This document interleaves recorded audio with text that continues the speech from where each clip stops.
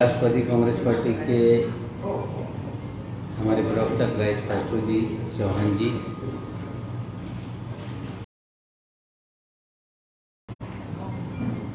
और इस प्रेस वार्ता में आए हुए सभी पत्रकार भाई और बहनों, आपको सवेरे सवेरे कष्ट दिया गया कुछ अधिक जानकारी मुहैया कराने के लिए। जैसा कि आप अवगत हैं, पिछली 6 तारीख को हमने प्रेस कॉन्फ्रेंस में एनसीबी को लेकर कुछ सवाल खड़े किए थे। जिसमें केपी गोस्वामी का मामला था, मनीष भालूशाली का मामला था, बीजेपी के नेताओं से उनके संबंध का मामला था। और उस प्रेस कॉन्फ्रेंस में आप लोगों ने मेरे दामाद का सवाल मुझसे पूछा था।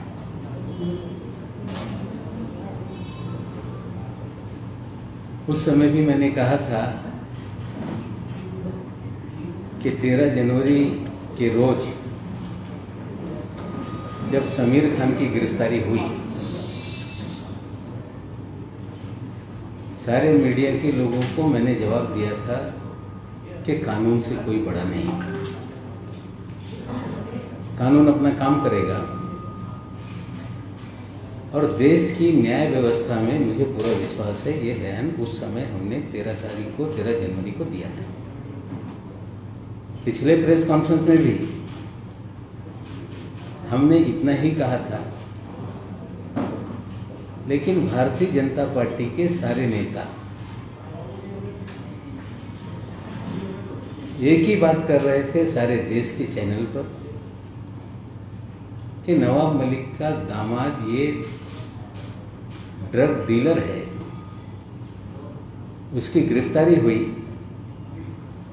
खुन्नस में ये इस तरह का एनसीबी को बदनाम करने का काम कर रहे हैं। अफसोस की तो बात यह है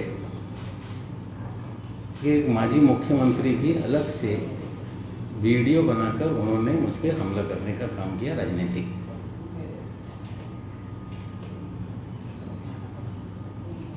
लेकिन 27 तारीख के दिन एनडीपीएस के स्पेशल कोर्ट ने समीर खान और उसके साथ 2 अन्य सह आरोपियों को, करण सजलानी और राहिला फर्नीचर वाली को 8.5 महीने जेल में रहने के बाद जमानत देने का काम किया। उसके बाद हमारी प्रेस कॉन्फ्रेंस हुई, लेकिन जो एक रिटन ऑर्डर होता है वो जज साहब के माध्यम से हम लोगों को प्राप्त नहीं हुआ। कल सवेरे 11 बजे जो कोर्ट का पोर्टल है ऑनलाइन, उस पोर्टल पे जस्टिस जोगलेकर जी का ऑर्डर लोड हुआ और जोगले सर करके जज साहब के ऑर्डर लोड होने के बाद हम लोगों ने उसे ऑनलाइन लोड करने के बाद चीज़ें पढ़ी। उसको मैं समझता हूँ कि आप जिस तरह से हमारे मीडिया में मेरा नाम लेकर पूरी खबरें 8.5 महीने चली, मेरे दामाद को 8.5 महीने जेल में रहना पड़ा, और एक उनकी बीवी जो मेरी बेटी है वो अलग ट्रॉमा में थी, उसके 2 छोटे छोटे लड़के जो अलग तरह से उनके दिमाग पे असर हुआ, वो समाज में किसी से मिलने के लिए तैयार नहीं, सिर्फ या मेरे घर पे या मेरी दूसरी बेटी है उसके घर पे या घर के 4, 6, 10 लोगों के अलावा वो किसी से मिलते नहीं। इस तरह का हालात घर में है। लेकिन कल जो आदेश आया उससे पहले की घटनाक्रम मैं आपके सामने रखना चाहता हूँ।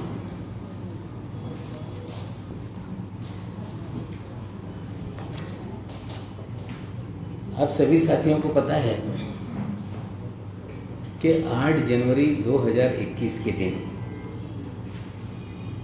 एनसीबी ने पत्रकारों को बताया कि 2 पार्सल यूनिवर्सल कार्गो से ट्रेस किए गए, जो करण सजलानी ने विजय शर्मा नाम की किसी व्यक्ति को शिलोंग भेजने के लिए बुक किया था।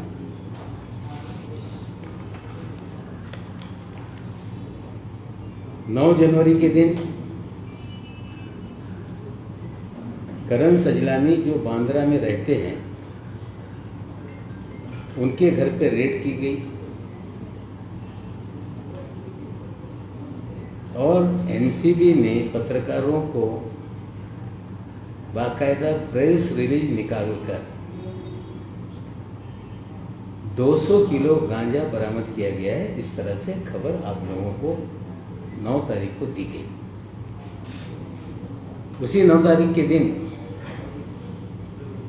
एनसीबी के अफसर के नंबर से सभी पत्रकारों को एक प्रेस रिलीज और 4 तस्वीरें दी गई। वो मैं आपको स्क्रीन पे दिखाता हूँ। नंबर ये आप देखिए, नंबर है 98201 11409। इसी नंबर से तस्वीरें दी गई 4 और यह प्रेस नोट निकाला गया कि इस तरह से एक ब्रिटिश नागरिक को हमने गिरफ्तार करने का काम किया है और उसको बड़े पैमाने पे कवरेज देश के चैनलों पे और अखबारों पे आप लोगों ने प्रसारित करने का काम किया। नंबर बहुत इंपॉर्टेंट है, आपको देखना पड़ेगा कि ये नंबर से ही सारे लोगों को मैसेजेस दिए गए। फिर से नंबर देख लीजिए आप, 98201 11409।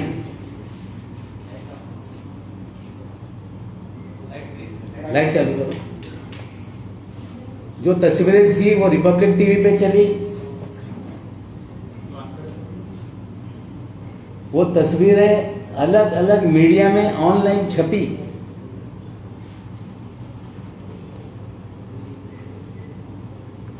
उसके बाद 9 जनवरी के दिन 9 जनवरी के दिन लाइट चला। 9 जनवरी के दिन एक लड़की के पास से 7.5 ग्राम गांजा पकड़ा गया। साइस्ता फर्नीचर वाला का नाम सामने आया। 7.5 ग्राम। और उस महिला को उसी दिन जमानत दे दी गई।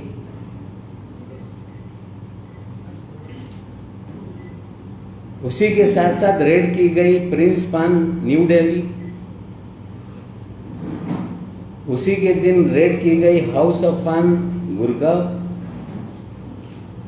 उसी दिन रेड की गई रॉयस पान नोएडा। उसी दिन रेड की गई सांझा पान गुड़गांव। उसी दिन रेड की गई पंचायत दिल्ली, नितिन बेंगलोर, जीतू हर्बल टबैको, मुच्छड़ पान वाला और समीर खान के यहाँ जो मेरा दामाद है। उसी दिन उसको, अभी उसकी बात नहीं करता हूँ। उसके बाद रामपुर में एक रेड हुई और जिसकी भी जानकारी एनसीबी ने दी और वो सारी खबरें आप लोगों ने चलाई। एक उसकी जानकारी के लिए एक मैं न्यूज़ 18 लोकमत का जरा वीडियो, न्यूज़ 18 चलो पूरा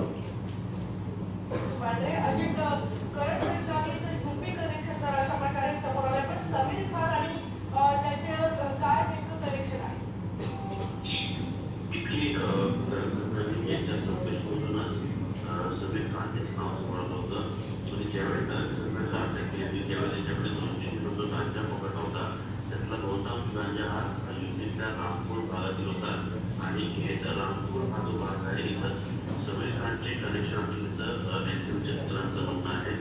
एनसीबीच्या सूत्रांचं म्हणणं आहे की युपी ते मुंबई हे जे नेक्सस होतं हे जे कार्यक्रम होतं अंमली पदार्थ तस्करीचं त्याच्यामध्ये मोठा सहभाग होता तो समीर खानचा होता आणि त्या अनुषंगाने त्यांना त्याच्या घरी चौकशी करता काम बोलवलं होतं.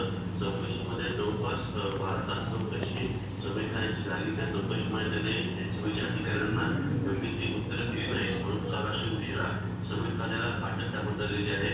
आणि या सगळ्या चौकशीमधून ज्या गोष्टी समोर आल्या त्यानुसार एनसीबीच्या अधिकाऱ्यांनी युपीतल्या रामपूर येथं छापे टाकलेले आहेत. छापे आगे आगे भी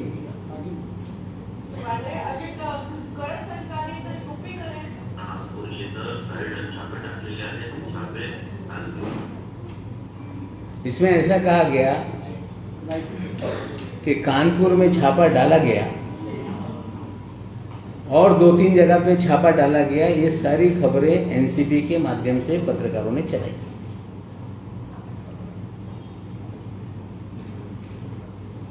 आपकी जानकारी के लिए बताना चाहता हूं कि मेरा दामाद जो बांद्रा में रहता है, 9 तारीख को हमारी एनिवर्सरी थी. सारे परिवार को हम लोग साथ में खाना खाने जाते हैं. हमने खाना खाया और 13 तारीख के दिन उसके बाद मुझे एक पत्रकार साथी है, उनका फ़ोन आया कि सुबह लगभग 9:30 पौने 10 बजे कि आपके दामाद को एनसीबी ने कोई सम्मन किया है क्या, कोई ड्रग के मामले में. मैंने वो कहा कि उसे क्यों सम्मन करेंगे, ऐसा गलत है. अगर कुछ है तो मामला गंभीर हो सकता है.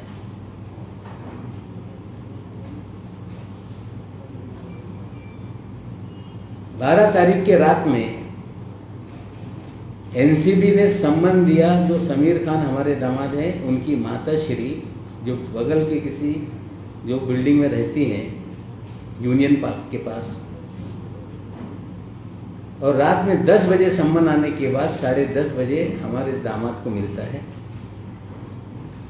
और 13 तारीख के दिन 10 बजे बुलाया गया और समीर खान 9:45 बजे एनसीबी कार्यालय में पहुंच गए. कार्यालय पहुंचने के साथ सारे कैमरा के लोग उनके स्वागत के लिए खड़े थे. सारे चैनलों पे खबरें चलने लगी कि नवाब मलिक के दामाद को सम्मन और उसकी तस्वीरें सारे चैनलों पे दिखाई जाने लगी. शाम होते होते फिर खबर आई, फिर उसी नंबर से लोगों को मैसेज दिया गया कि 27A में समीर खान ये ड्रग पैडलर है, बड़ा रैकेट चलाता है, इंपोर्ट करता है और उसे 27A में गिरफ्तार कर लिया गया. एज यूजुअल हम लोग जब गए वहाँ से जेल कस्टडी हो गई. जेल कस्टडी के बाद हमने जमानत याचिका लगाई. याचिका रिजेक्ट हो गई. हाई कोर्ट में गए. हाई कोर्ट में 6 महीना जिस दिन पूरा होने वाला था उस दिन सुनवाई लगी और एनसीबी ने कहा कि हम 7 तारीख को चार्जशीट फाइल कर रहे हैं.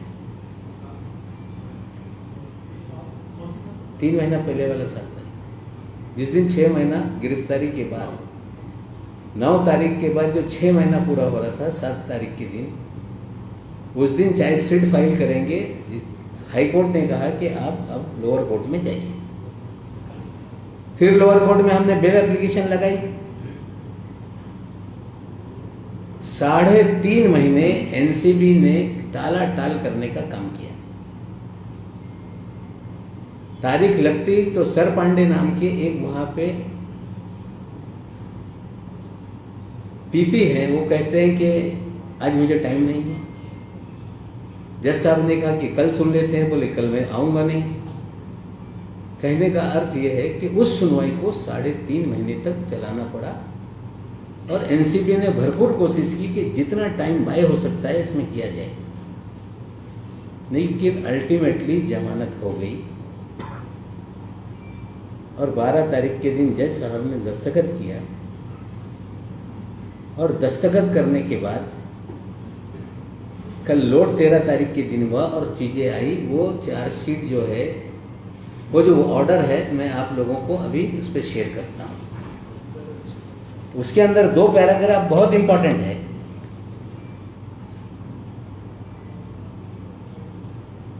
उस पैराग्राफ को आप देखेंगे तो ये जो दावा किया जा रहा था कि ये 200 किलो गांजा है, ये पूरी तरह से कोई 200 किलो गांजा उसमें नहीं मिला। कुल मिला के 7.5 ग्राम शाइस्ता फर्नीचर वाला के पास जो मिला वो मैरिजुआना है।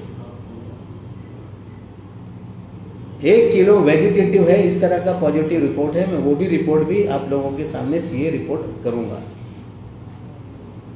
बाकी सारी चीजें ये हर्बल टबैको है, इस तरह से रिपोर्ट में आया है। मैं सीए रिपोर्ट आपको साझा कर देता हूं। सवाल सबसे पहले ये खड़ा होता है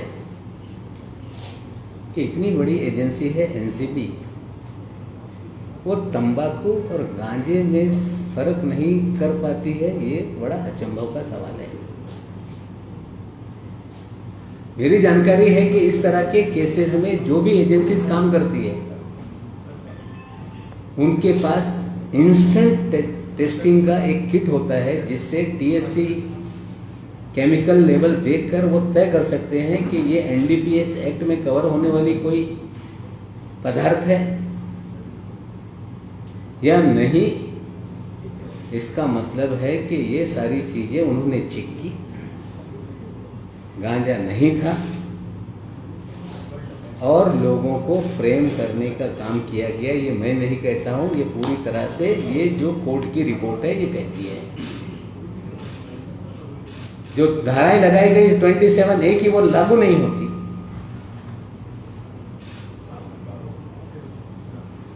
जो भी मुकदमा बनता है वो शाइस्ता फर्नीचर वाला का है, जिसे आपने सेम डे जमानत देने का काम किया। लेकिन ये सारा चीजें चलती रही, फिर भी और भी कहीं से लिंक जोड़ा जाए तो रिया चक्रवर्ती में जो केस था उसमें भी करण सजलानी को इन्वॉल्व कर दिया। शाइस्ता फर्नीचर वाला, राहिला फर्नीचर वाला जो एक्यूज है उसको इन्वॉल्व कर दिया। जो रिया चक्रवर्ती केस में एक आरोपी है उसको इस केस में डाल दिया। टोटली मैलाफाइड इंटेंशन से चीजें की गई है। ये मैं नहीं कह रहा हूं, ये कोर्ट की रिपोर्ट है। मैं आप लोगों के साथ आदरपूर्वक ये भी बताना चाहता हूं कि 14 तारीख के दिन हमारे दामाद बेटी के घर पे सर्च के लिए लोग गए।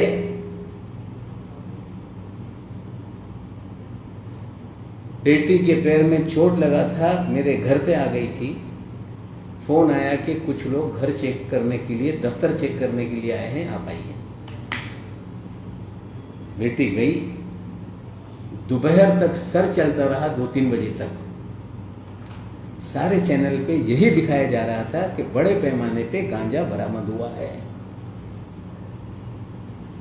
लेकिन घर पे कोई भी इस तरह की चीजें नहीं मिली। फिर भी टीवी को बताया गया, रिपब्लिक टीवी को देख लो, चल रहा है, न्यूज एक्स पे चल रहा था, अलग अलग चैनलों पे कि गांजा बरामद हुआ, गांजा बरामद हुआ, इस तरह से चीजें की गई। सिलेक्टिव खबरें लीक करके लोगों को बदनाम करने का काम एनसीबी करती है। ऑर्डर पंचनामा मैं आपको दे दूंगा, आप लोग उसमें पढ़ लें। क्लियर कट फ्रेम करने का मामला है। जो मैं आज तक सवाल उठाता था कि एनसीबी फर्जीवाड़ा करती है, इस मामले में पूरा फर्जीवाड़ा एक्सपोज हो गया है। आप पूछेंगे क्यों किया गया? करण सजलानी को पकड़ा तो एक खबर आ गई कि ब्रिटिश नागरिक को 200 किलो गांजे के साथ पकड़ा गया, हाइप हो गई।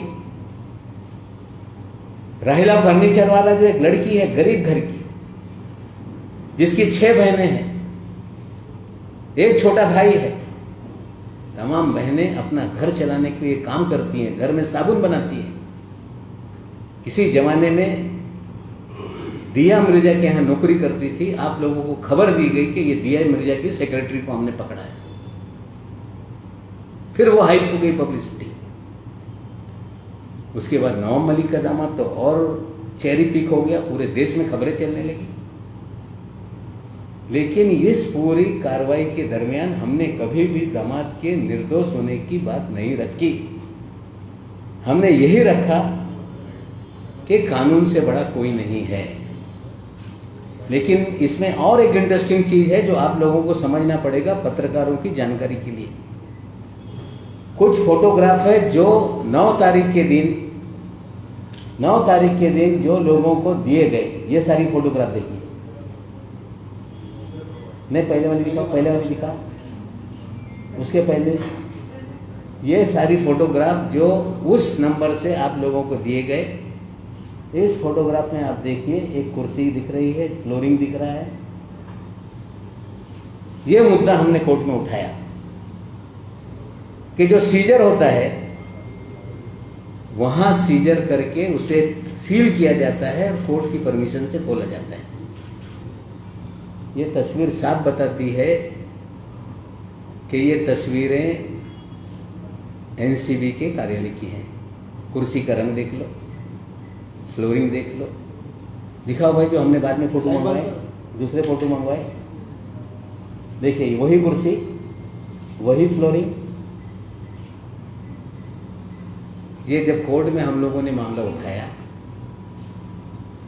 तो सर पांडे साहब जो टीपी हैं, उन्होंने कहा कि हमने बहुत सारे रिश्तेदारों को अलाउ किया, उन्होंने तस्वीरें खींच ली होंगी। हमारे वकील ने पूछा कि तस्वीरें उन्होंने खींची, एक्सेप्टेड, लेकिन ये सारा जो सीजर है वो कैसे खुला हुआ है, इसका जवाब दीजिए। फिर घूम गए, बोले पत्रकारों ने खींच लिया होगा, बोले करण सजलानी के घर पे पत्रकार घुस के जबरदस्ती खींच रहे थे। और उसका भी कोर्ट में जो रिप्लाई फाइल किया है एनसीबी ने, उसकी भी जानकारी मैं आपको अभी देता हूं।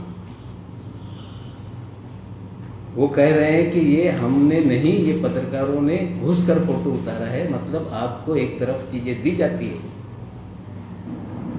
सिलेक्टिव खबरें बनाई जाती है, झूठी खबरें प्लान करके खबरें छपाई जाती है, और उसके बाद ओनस लेने के समय आप लोगों पे ओनस डाला जा रहा है। मैं आपको फिर बता रहा हूं, जो ऑर्डर आया है, इस ऑर्डर में हमारे दामाद को फ्रेम किया गया। ये पूरी तरह से चीजें सामने आ रही हैं। उसने तय किया है कि वो हाई कोर्ट में मामला क्वैश करने के लिए जाएगा, और जल्द ही सारे वकील तैयारी कर रहे हैं, मामला हम क्वैश करेंगे। आज बहुत ज़्यादा मैं कुछ बताना नहीं चाहता था, इसीलिए आप लोगों के सामने ये हकीकत मैंने रखी कि भारतीय जनता पार्टी के सारे नेता दामाद का सवाल उठा रहे थे। आप सभी लोगों ने बार बार दामाद को लेकर सवाल उठाया, लेकिन कल के ऑर्डर के बाद उसे गलत तरीके से फ्रेम किया गया, करण सजलानी को गलत तरीके से फ्रेम किया गया, राहिला फर्नीचर वाले को गलत तरीके से फ्रेम किया गया। ये सारी चीज़ें आपके सामने मैं रख रहा हूँ, न्यायालय में जाएंगे। एक चीज़ और है कि इसके बाद प्रेस होगी, आप जाएंगे, पूछेंगे, एक सीधा जवाब आएगा कि हम इस बेल ऑर्डर को हाईकोर्ट में चैलेंज कर रहे हैं। We will welcome it. Rhea Chakraborty के मामले में जब हाईकोर्ट ने बेल दी तो सुप्रीम कोर्ट में अभी तक वो भी चल रहा है 10-11 महीने से। एक अधिकारी अपनी जीत में सरकारी समय पैसा कितना वेस्ट करेगा? एक ये मामला आज मैं बोलूँगा, ऐसे दर्जनों घन मामले हैं जिन पे हम काम कर रहे हैं। मैं पहले दिन से कि एनसीपी फर्जीवाड़ा करती है उस पर मैं कायम हूँ, और ये सारे तथ्य मैंने आपके सामने इसलिए रखे कि जो ट्रॉमा में मेरा परिवार था, जिस ट्रॉमा में मेरी बेटी थी, बच्चे थे, और मैं आभार मानूंगा मेरे नेता पवार साहब का कि जिस दिन ये सारा मामला आया, उन्होंने आपके सामने कहा कि अगर कोई गलत काम उनके दामाद ने किया है तो उसकी सज़ा उसको होगी, लेकिन दामाद की गलती की सज़ा किसी भी ससुर को नहीं दी जा सकती। उन्होंने उस समय मेरा धाड़स बढ़ाया, जिसके कारण हम लोग लड़े और आज चीज़ें आपके सामने आई है। अगर कोई सवाल है इससे रिलेटेड तो कहेंगे। मैं फिर अपनी बात पे कायम हूँ कि बहुत सारी चीज़ें हैं, लेकिन आज ही मैं सारी चीज़ें नहीं बताना चाहता। एक मामला जो आप बार बार मुझसे पूछ रहे थे, आज उतनी ही बात को लेके हम लोग मर्यादित रहेंगे।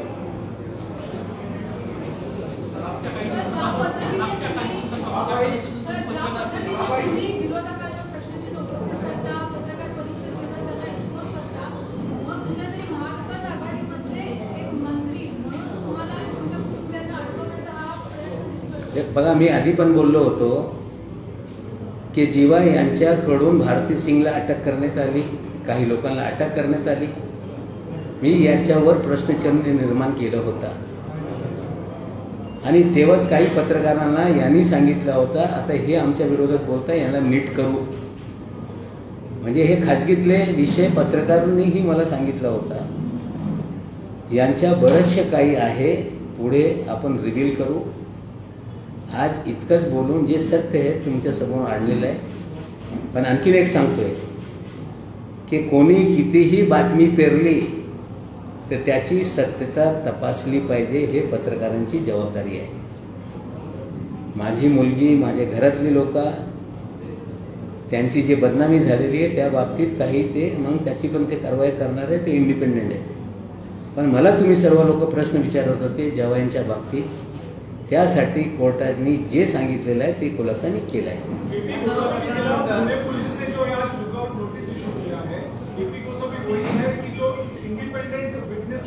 देखिए, मैंने भी आज जानकारी मुझे भी मिली है कि पुणे पुलिस ने लुकआउट नोटिस जारी किया है कि वो देश छोड़ के भाग न जाए। मैंने भी खबर देखी है। मुझे लगता है इतनी जानकारी काफ़ी है। अगर 1-2 सवाल होंगे तो लेके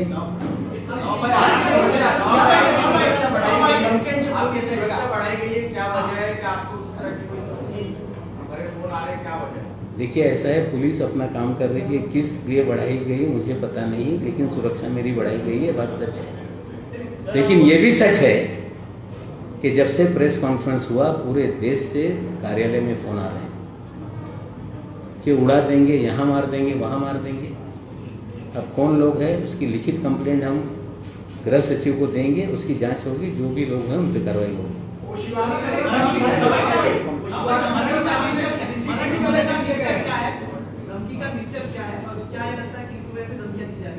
नहीं, इसको लेके रेफरेंस देके बात की जा रही है सारी। जो चीज़ें हमारे दफ्तर में जो लोग बैठे हैं, जो फ़ोन रिसीव करते हैं, उन्होंने कब बात किया, कितने बजे किया, किस नंबर से आया, वो सारी चीज़ें हैं। वो सारी चीज़ें लेटर में हम लिखेंगे, जब आप लोगों को मैं बता दूँगा।